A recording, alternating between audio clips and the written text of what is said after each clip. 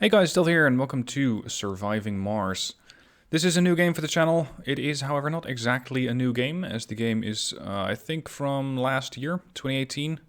This year has got a couple of DLCs, among which is the Green Planet DLC, which is what I'm also currently running, which allows you to terraform the planet. Now, in case you've never seen this game before, I'm going to be making this a gameplay playthrough mixed in with explaining what I'm doing, why I'm doing it, and how the game works, insofar as I have an understanding of it. The objective of the game in general is to set up a colony, a human colony on Mars. Initially you start out with a couple of robots. Those are the ones that are going to set up the initial infrastructure. Later on you're going to be bringing in colonists, and you're going to try to keep those colonists alive. But there will be hazards. If something malfunctions, your colonists could run out of oxygen. If something malfunctions in your water supply, they could just dry of, or they could just starve of lack of water. Lack of food can also be a problem. So there are plenty of ways that your colonists can, in fact, die. Now let's start a new game, and I will talk you through it. As far as I've seen, the game doesn't really have an end date. Sure enough, there are objectives that you can accomplish, and there are objectives that your mission sponsor has, but it is sort of a sandbox survival game. You can keep playing as long as you like. Now over here in the mission setup, you have a difficulty challenge, and you can up this or lower this as much as you want. Starting out with the mission sponsor. The mission sponsor is, as the game puts it, your patron. Could be a country, it could be an organization, and this is largely going to indicate how much money you have, how many rockets you have, which are flying back from Earth to Mars, and how much research you're going to get. Because research is also quite an important thing. Research is going to allow you to build better buildings, build additional buildings, upgrade stuff that you have, maybe get a wonder or two built. And all of that is definitely far, far in the future, but research is important. Now, if you change the mission sponsor, it's also going to change how difficult the game is. So we got the International Mars mission, which makes the difficulty very easy. You get 30 billion in funding. You get a lot of research, and your rare metals, which are things that you can mine on Mars and send back to Earth, are pretty valuable at 25 million. If you go to a different sponsor, let's say Europe, the difficulty is normal. You're going to be getting not, what was it, 30 million? Oh, sorry, 30 billion. You're going to be getting 6 billion. And you can see that the rare metals price is going down a bit, but you get more research. This one was 300 research per sol, so that's per year. A sol is the amount of time that it takes the planet to make one entire loop around the sun, which is what we in normal English call a year. Europe gives you 400 research, but less funding. It also gives you a couple of buildings, such as the RC Seeker, an RC Commander that works as a sensor tower when stationary. Now, this is all stuff that I'll be explaining as we go.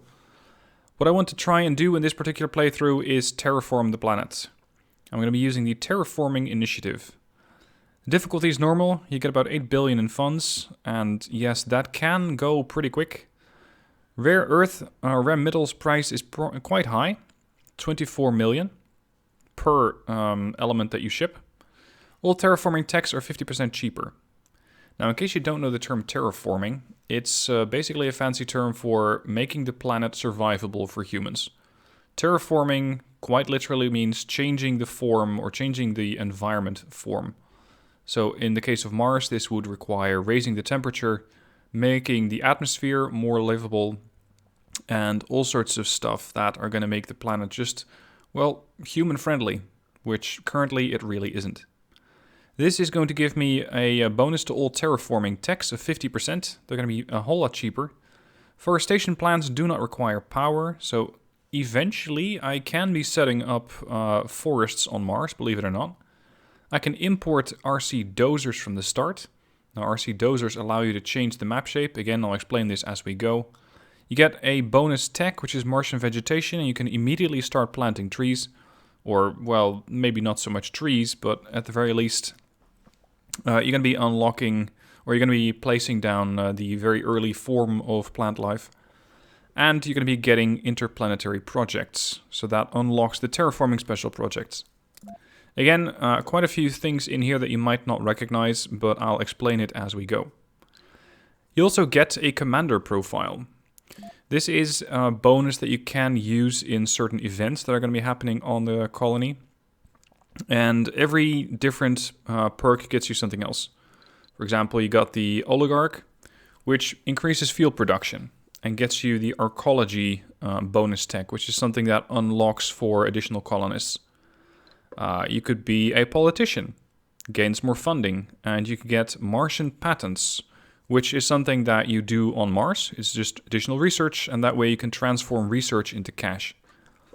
You can go for rocket scientist, get an extra rocket, you get jet propulsion, so you unlock the shuttle hubs right from the start. But I think it's only apt that I go for the geoengineer. This reduces the seed cost, and I'm going to need seeds to keep those forestation plants running, the ones that are going to be planting the trees, at least eventually. I get a couple of prefabs.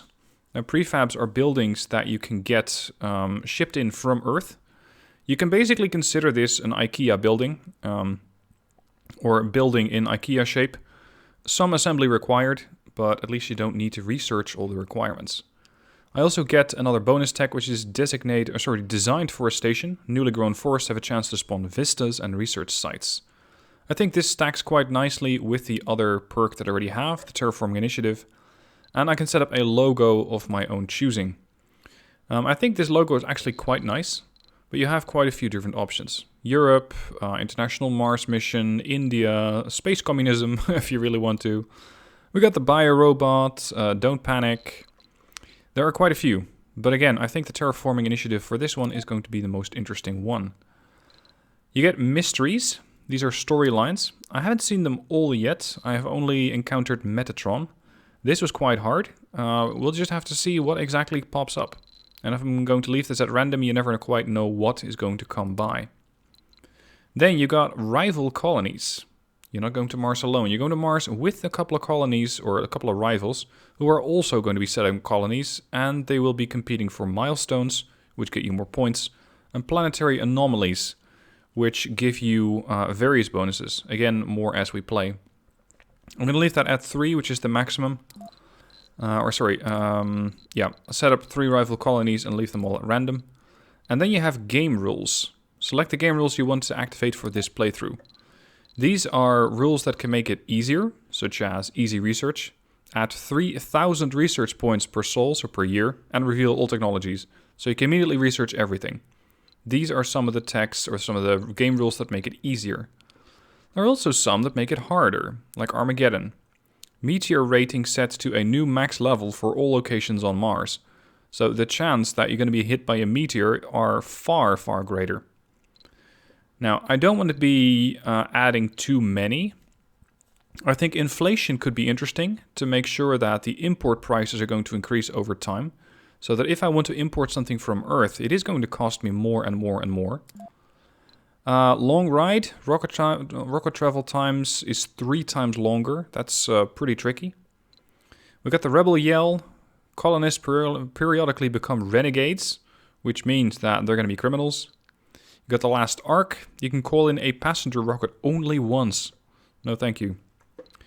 Twisters are additional dust devils, which are basically Mars storms. But one that I like quite a bit is Tech Variety. Or actually, no, I'll take the other one. Chaos Theory. Tech fields are fully randomized. You never quite know what you're going to get, and you never quite know when you're going to get it. So I'll just take Chaos Theory as well, and everything else I'm going to leave off. Alright, I think we are just about set, so let's move. Now, I have the first rocket.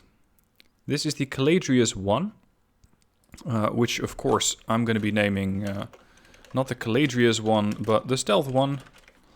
And now I can set up what I want in this particular rocket ship.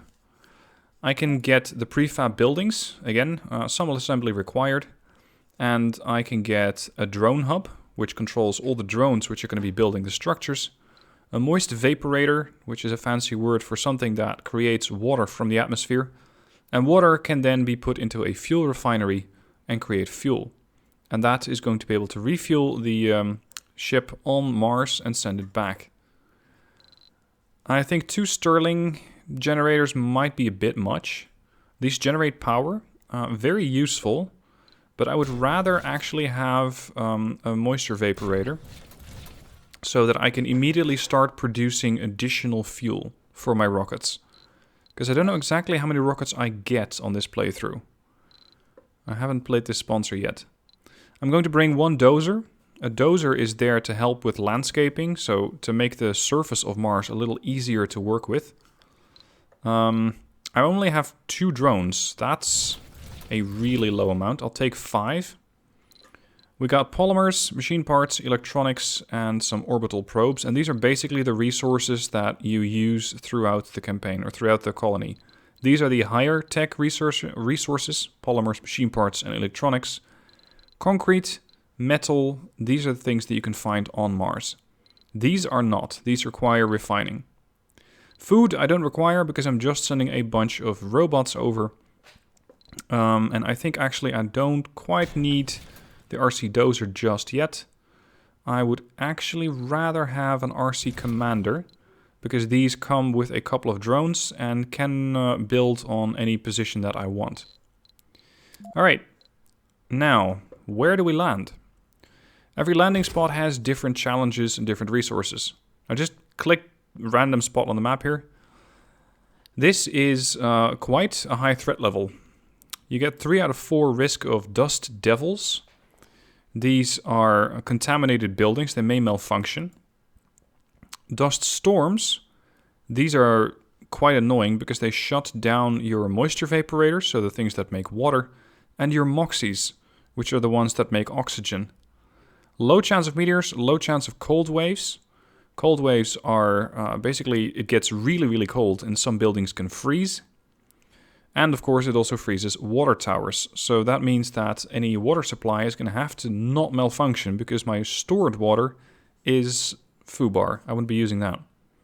It also comes with resources, metals, concrete, and water. Quite a bit of water on this spot, but not a whole lot of concrete and not a whole lot of metal. This is actually a little better. And as you can see over here on the top left, the difficulty challenge does vary. Currently I'm sitting at 255. Over here I'm sitting at 315 because there is almost no concrete. Which means that I would have to import concrete, which is expensive. Over here, I think this could work. There's a hell of a lot of metal. There's a lot of concrete. There's a lot of water.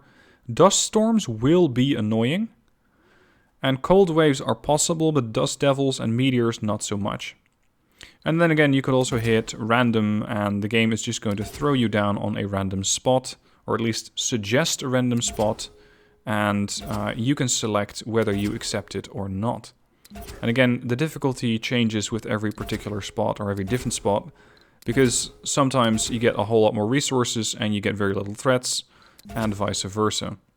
This area, for example, increases difficulty to 315 because there is a high chance of dust storms, a high chance of cold waves. There's quite a few resources, but there are more risks than there are rewards. I prefer something a little bit more in the middle. Let's see. If I can get metals, concrete, yeah, this would be good. Metals, concrete, water, these are all good. Quite a few chances of dust storms and dust devils. Let's go.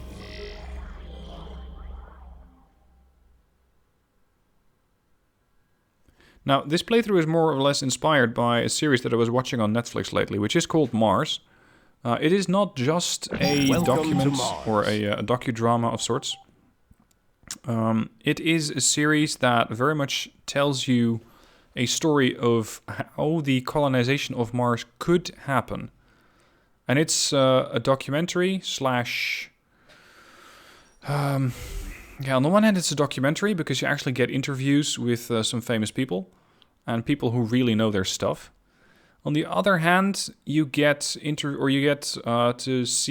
follow along with the colonists as they are trying to make Mars habitable for them. Initially in domes, but later on potentially through terraforming. Now, welcome to Mars. This is going to be our little spot of it. The map is not great because there's not a whole lot of buildable area. But for example, all of this this mountainous terrain if I bring an RC dozer, I can just flatten this, and I can actually use this as buildable area. What I'm going to do first is use my probes, my orbital probes, and immediately scan for deposits, because what I'm looking for is water. Now the game does tell you that there is, if I click over here, a high chance of concrete or metals. Metals, concrete, metals, and rare metals. I really would like water. Now I got one sector for free, but there's no water. I am looking for an area which is quite habitable. Potentially here. High chance of concrete and metals. Where's the water? Here's water. High chance that there's water over here, but this is not a very easy spot to start out with. Unless I call in a dozer pretty quick. Although I could set up my water over here and a concrete and metal mining facility over there. So let's have a look. Yep, there's water. Now every deposit is underground and has a particular amount of water and a grade. And the grade indicates how much water you can get per refining cycle or per mining cycle. So I got one deposit here for 10,000, almost 11, and another one for 11,000 there. So that's going to be a lot of water. And that should keep my colony going for, well, a long, long time. Now I also want to spend some of the other probes to see what's out here. This is good. There's concrete here. There's just not that much of it. 1451 is not a great amount. Yeah, let's just set down over here. There's another deposit of concrete over here. But I am missing something, and that is metal. Metal is very important early on because it's required for everything that you build. And on this area, there is just not a whole lot of it. There is some over here. You can see a deposit over here, 43 metal. But at the moment, I have no way of getting there, and no real way of landing there either. I could still decide to go for this area, because this has a good amount of metal, but no water. No, I do want to get water and start terraforming as soon as possible. So I'll just have to sit down here and see how it goes. Alright, while the rocket has a landing site, I'm gonna remove the hints. No active research. This is important. Welcome to the research tree, where you have a whole bunch of different research trees. You got terraforming, biotechnology, engineering, robotics, physics, and social. Starting with the terraforming, this, as it mentions, unlocks terraforming projects, such as, in this case, melting the polar caps, which in the case of Earth is not a good idea, but in the case of Mars it is, because it makes it more watery on Mars. Biotech deals with everything that has to do with food and life support. Engineering, buildings, domes are the habitats for your colonists, and rocket technology. Robotics, drones, rovers and shuttles, and automation. This is quite an important tree. Physics gets you power production, exploration, and disaster safety. I know that somewhere in this tree, and yes, it does go down quite far, somewhere in that tree there is the perk, or the building, that allows you to shoot down meteors, which is really handy. And then the social tree has to do with your colonists, their mental stability, building a society, and getting more funding. Now, I did get a couple of research things for free, which is the design for a station. That's a breakthrough. Sometimes you find an anomaly on Mars. And that's when you can get a breakthrough, which is a special research project. If you complete that, then you get a special perk. But you don't quite know how many there are. You don't get these things for free, so you're going to have to really go out and try to find them, and then research them. Those are going to show up over here. And I started out with 2 bonus techs, which is the interplanetary projects and the Martian vegetation. So those are all the way down at the bottom. Now, because I was using the random tech tree, I got a couple of really, really advanced projects already. This is an extremely advanced tech. This is Project Mohole, and it is actually a wonder. Because whereas normal mining facilities need a deposit of metal or rare metal, these don't. You can just get resources from this thing indefinitely.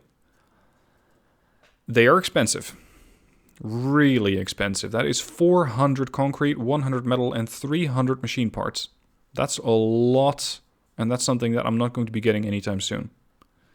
Physics over here also starts out with a wonder. Again, you're not supposed to get this quite early, and you're not supposed to be able to build it early, because this too is extremely expensive.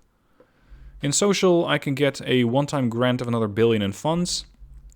Biotech starts out with unlocking new crops and farms, and this increases rocket cargo capacity by 10,000, which is going to be my first start, because this one will allow me to ship more stuff on a rocket to Mars. Now over here you can see that I have 100 research points from my sponsor. So that's my patron, the one that's actually funding the whole operation. And you can improve this by outsourcing your research. That's going to cost you some money.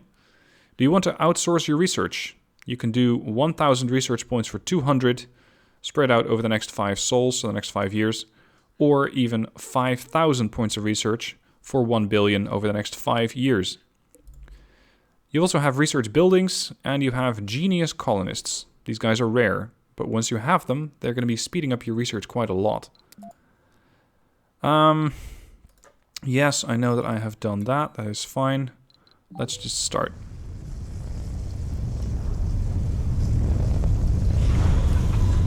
The stealth one is landing, although to be fair, it looks a whole lot more like a banana.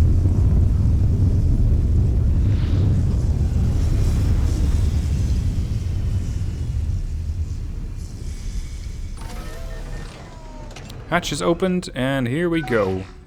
That's the RC Commander. This one controls 4 drones, and these little buggers are my drones. The drones don't need directions.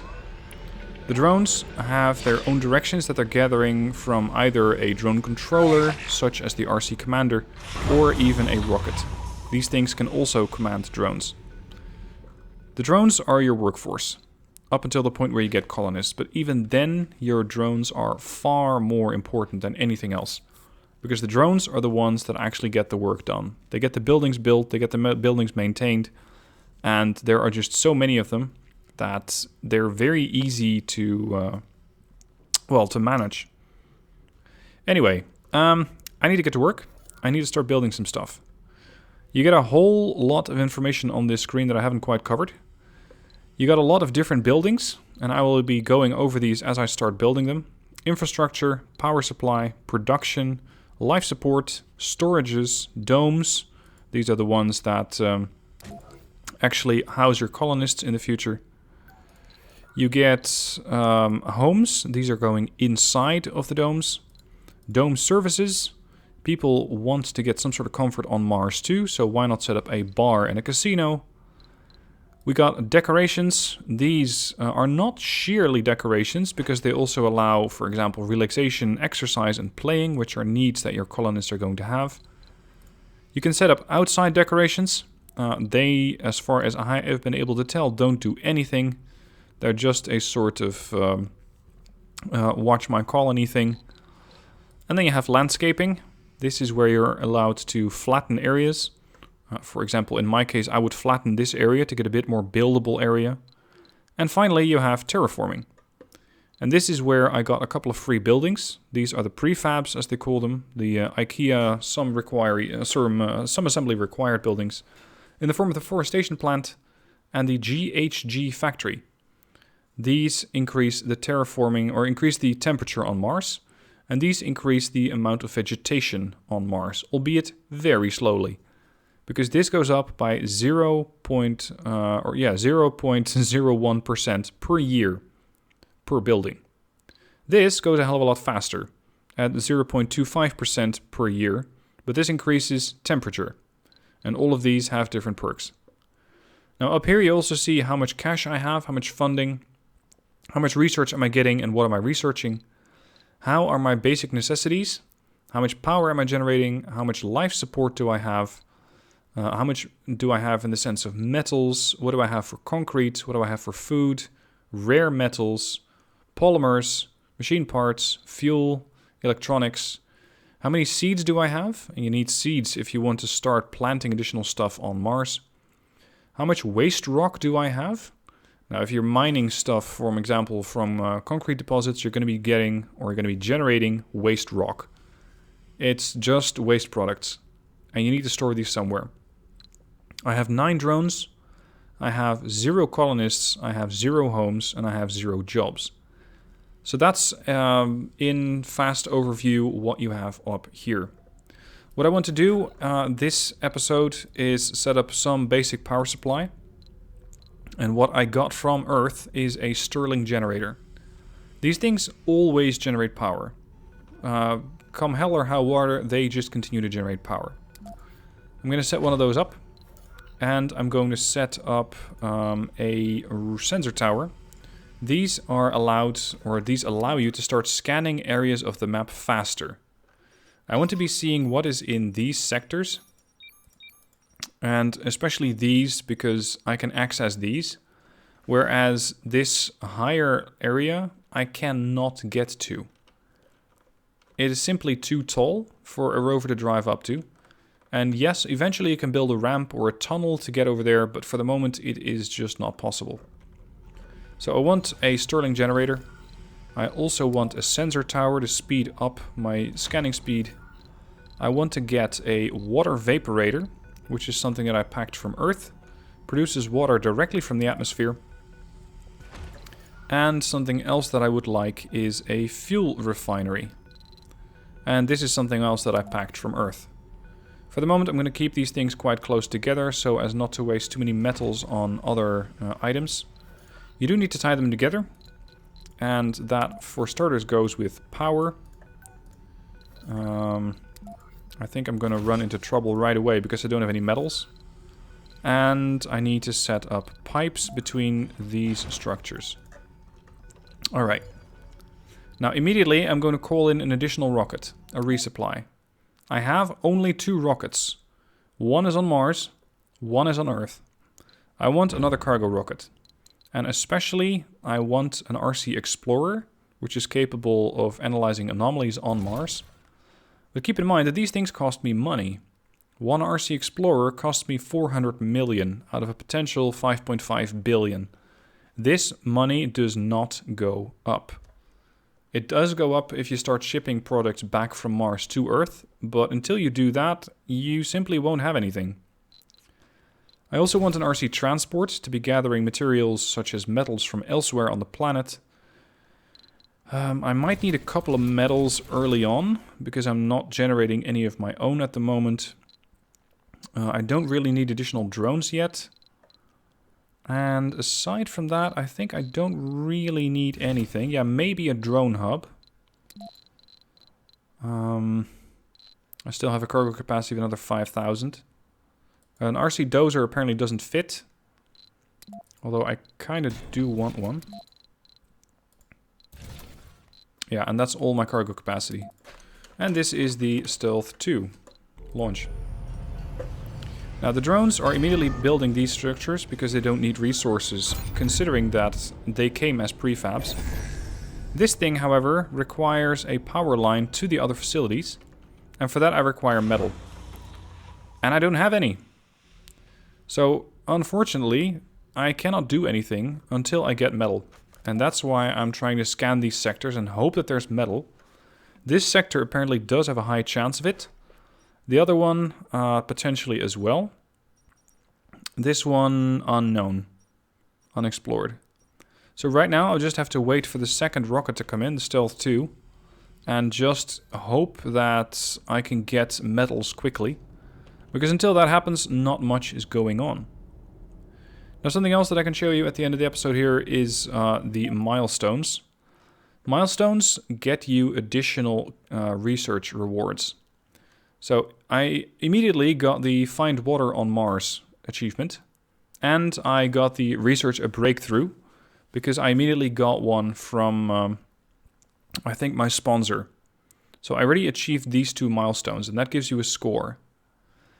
You can get quite a few of these, especially terraforming gets you a lot of rewards, 5,000 research points. For the moment, I'm not the only one going for these things.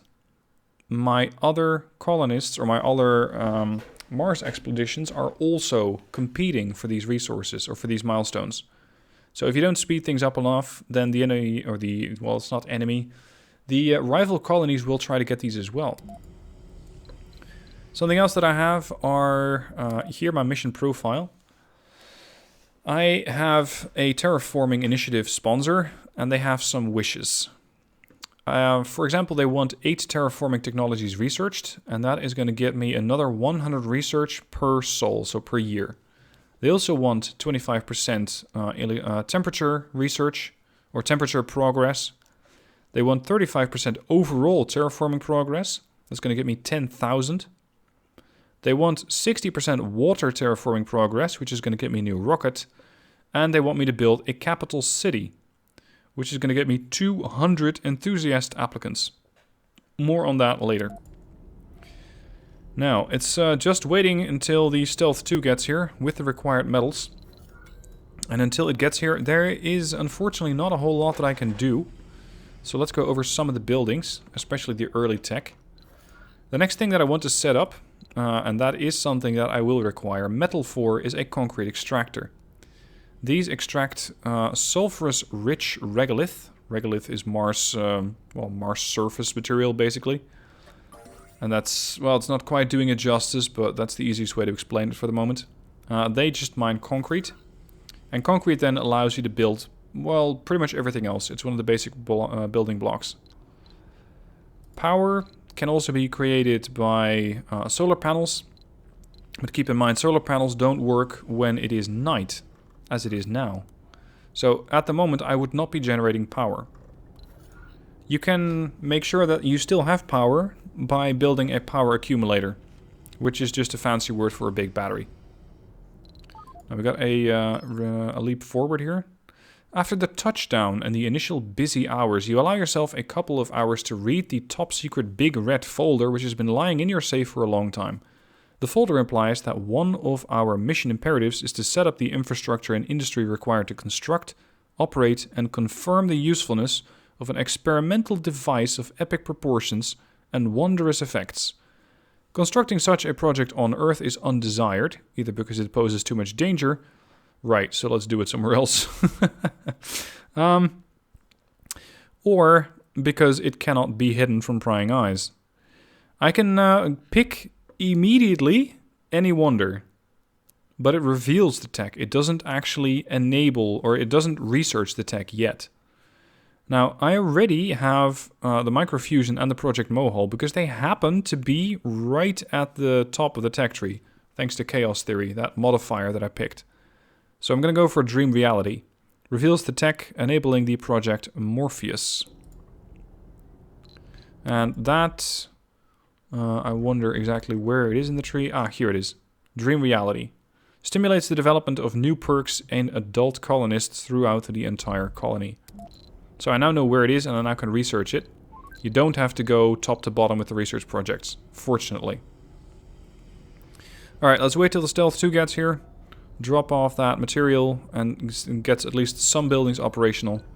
And then I'm gonna close the episode up.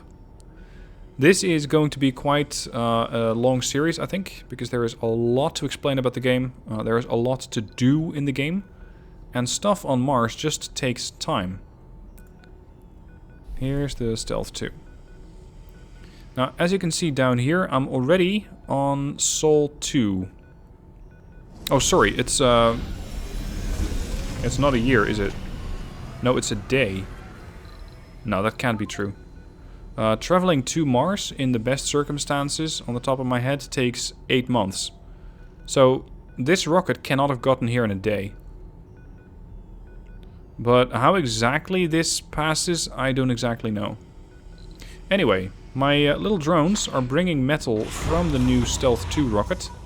And they're going to be able to finally construct some buildings. And here's the water vaporator. It's now producing water. And with that, I'm also producing fuel.